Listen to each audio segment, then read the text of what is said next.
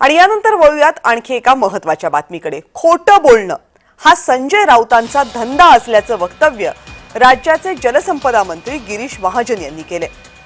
राऊतांना ओळखतं कोण असा सवाल उपस्थित केलाय एकनाथ शिंदे यांचे पुत्र आणि खासदार श्रीकांत शिंदे यांनी।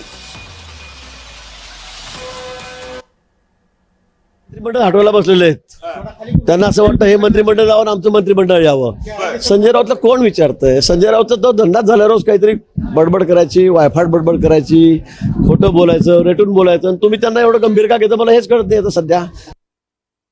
कोण संजय राऊत? कोण संजय राऊत?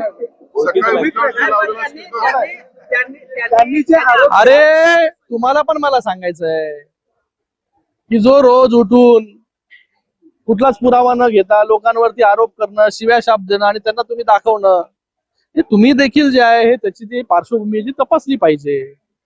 कोणी काय बोलतंय म्हणून त्याचं टीव्हीवरती दाखवणं, नंतर ज्याच्यावरती बोलतायत त्याला जाऊन विचारणं, ते कोणी जे आहे ते बांधील नाहीये प्रश्नांची उत्तर देण्यासाठी।